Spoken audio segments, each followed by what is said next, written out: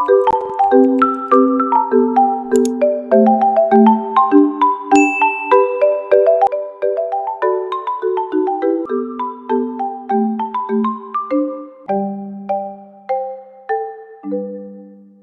warahmatullahi wabarakatuh. Kembali lagi dengan saya Sabrina Zahra dengan NIM 21010710009. Saya berasal dari kelas 2A D3 Akuntansi. Baiklah, pada minggu ini kita akan membahas mengenai laporan keuangan perbankan. Yang pertama kita membahas tentang pengertian laporan keuangan bank. Laporan keuangan bank disusun sebagai bentuk pertanggungjawaban manajemen terhadap pihak-pihak yang berkepentingan selama periode tertentu. Laporan keuangan bank sebagai bentuk penilaian suatu bank dapat dilakukan melalui analisis terhadap laporan keuangannya. Setiap bank diwajibkan membuat dan menyampaikan laporan keuangan berupa neraca, laporan laba rugi, laporan komitmen dan kontingensi, laporan arus kas, dan catatan atas laporan keuangan. Yang kedua yaitu ada tujuan laporan keuangan. Yang pertama yaitu untuk menyediakan informasi keuangan yang bisa dipertanggungjawabkan tentang keuangan perusahaan, perolehan usaha perusahaan dalam jangka periode akuntansi. Yang kedua yaitu untuk membantu pihak yang memiliki kepentingan untuk menilai atau menginterpretasikan kondisi atau potensi perusahaan disesuaikan dengan keperluan. Selanjutnya ada 3 jenis laporan keuangan. Yang pertama laporan keuangan bulanan, yang kedua laporan keuangan triwulan, yang terakhir yaitu laporan keuangan tahunan. Yang pertama ada laporan keuangan bulanan. Yang pertama yaitu disajikan oleh Bank BI untuk posisi Januari sampai Desember dan diumumkan di homepage BI. Yang kedua yaitu format digunakan sesuai dengan format yang telah ditentukan. Yang ketiga yaitu laporan keuangan bulanan merupakan laporan keuangan bank secara individu yang merupakan gabungan antara kantor pusat bank dengan seluruh kantor bank. Laporan keuangan bulanan ini disajikan dalam bentuk yang pertama laporan laba rugi, yang kedua yaitu laporan komitmen dan kontingensi, yang ketiga yaitu neraca, yang keempat yaitu laporan akualitas aktiva produktif dan informasi lainnya. Selanjutnya yaitu adalah laporan triwulanan, yaitu laporan yang disajikan untuk akhir bulan Maret, Juni, dan Desember.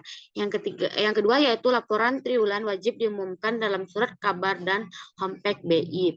Laporan yang wajib disajikan dalam laporan keuangan triwulan yang pertama yaitu neraca, yang kedua yaitu perhitungan laba rugi dan saldo laba, yang ketiga yaitu daftar komitmen dan kontingensi, yang keempat transaksi valuta asing dan derivatif, yang kelima yaitu aktivitas produktif dan informasi lainnya. Yang keenam yaitu perhitungan kewajiban penyediaan modal minimum, dan yang terakhir yaitu rasio keuangan. Yang terakhir yaitu ada laporan keuangan bank tahunan, yaitu laporan dipersiapkan setiap tahun, di mana laporan ini bertujuan untuk memberikan informasi mengenai kondisi keuangan secara menyeluruh. Laporan keuangan tahunan wajib disajikan kepada yang pertama yaitu untuk pemegang saham, yang kedua BI, yang ketiga YLKI, yang keempat Asosiasi Perbankan Indonesia, dan seterusnya. Yang terakhir yaitu laporan keuangan tahunan wajib diinformasikan di homepage bank. Selanjutnya yaitu adalah komponen laporan keuangan bank. Yang pertama yaitu neraca.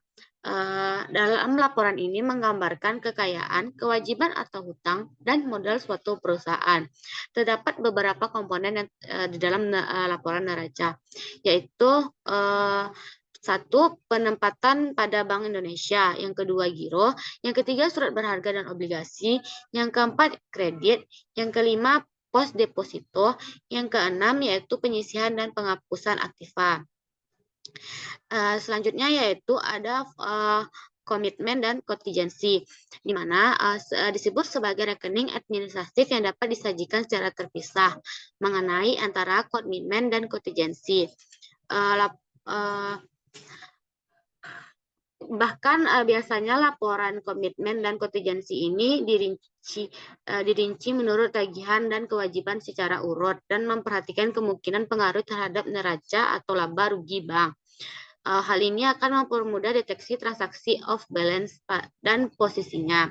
Dalam laporan keuangan bank juga harus disajikan pada pengurus dan pemilik bank tersebut. Masyarakat pengguna laporan ini akan mengetahui para pengguna bank kemudian sejauh mana integritas pada para pengurus dan pemilik bank tersebut. Informasi ini juga akan memberikan informasi apakah bank tersebut telah go publik atau belum.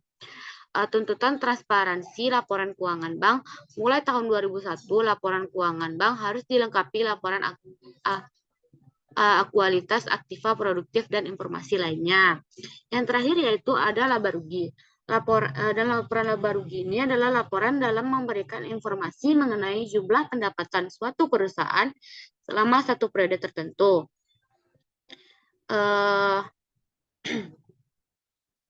Dalam laporan laba rugi ini terdapat format laporan laba rugi, yaitu biasanya menggunakan bentuk multi-step atau berjenjang. Pendapatan bunga bersih bisa dideteksi setelah memperhitungkan pendapatan bunga dan biaya bunga. Jumlah pendapatan bunga bersih akan didedikasikan terhadap spread yang terjadi di bank bersangkutan. Laba bersih harus menghitungkan laba kotor terlebih dahulu, baru kemudian memperhitungkan laba bersih dan menghitung pendapatan dan biaya di luar bunga, dan memperhitungkan pendapatan dan beban operasional. Maka selanjutnya dapat ditentukan pendapatan operasional bank. Penyajian biaya operasional dan beban operasional secara berjenjang akan memudahkan user dalam menentukan rasio biaya operasional terhadap pendapatan operasional tersebut. Selanjutnya yaitu terdapat akun-akun dalam laporan keuangan bank. Yang pertama yaitu ada kas, yang kedua yaitu penempatan pada BI, ada giro BI dan lainnya. Yang ketiga yaitu giro pada bank lain dalam rupiah. Yang keempat yaitu penempatan pada bank lain dalam rupiah. Yang kelima yaitu PPAP bank lain. Yang keenam yaitu kredit yang diberikan dalam bentuk rupiah. Terdapat pihak terkait dan pihak lain. Yang ketujuh yaitu PPAP kredit yang diberikan. Yang kedelapan yaitu ada pendapatan yang masih akan diterima. Yang kesembilan ada biaya dibayar muka. Yang kesepuluh ada uang muka pajak. Yang ke-11 ada aktiva tetap. Yang ke-12 yaitu akumulasi penyusutan aktiva tetap. Yang ke-13 yaitu agunan yang diambil alih. Yang ke-14 yaitu aktiva lain-lain. Yang ke-15 yaitu ada giro rupiah. Selanjutnya yaitu ada kewajiban segera lainnya. Selanjutnya yaitu ada tabungan. Yang ke-18 yaitu ada simpanan jangka dalam bentuk rupiah yang terdapat dalam pihak yang terkait dengan bank dan pihak lain. Selanjutnya yaitu ada sertifikat deposito dan rupiah. Yang ke-20 yaitu ada simpanan dari bank lain. 21 ada kewajiban akseptasi. Yang ke-22 yaitu ada leasing. 23 yaitu ada RAK pasifa pusat. Yang ke-24 ada hasil bunga dalam rupiah. Yang ke-25 yaitu ada provinsi dan komisi dalam bentuk rupiah. Yang ke-26 yaitu beban bunga dalam bentuk rupiah. Yang ke-27 yaitu pendapatan provinsi atau komisi atau free. Yang ke-28 yaitu pendapatan kenaikan surat berharga. Yang ke-29 ada pendapatan lainnya. 30 ada beban atau pendapatan. 31 ada beban administrasi dan umum. 32 ada personalia. Ketiga ada pendapatan non-operasional. 34 ada beban non-operasional. Selanjutnya yaitu ada fasilitas pinjaman yang diterima belum digunakan dalam rupiah. 36 yaitu ada fasilitas kredit kepada nasabah dalam bentuk rupiah. Yang terakhir yaitu ada yang ke-37 yaitu ada irreversible LC yang masih berjalan. 38 ada garansi yang diterima dalam rupiah. 39 ada pendapatan bunga dalam penyelesaian rupiah. 40 ada garansi yang diberikan oleh bank garansi. Yang ke-41 ada revocable. Yang terakhir yaitu ada long position. Demikianlah materi yang bisa saya sampaikan. Lebih dan kurang saya mohon maaf. Assalamualaikum warahmatullahi wabarakatuh.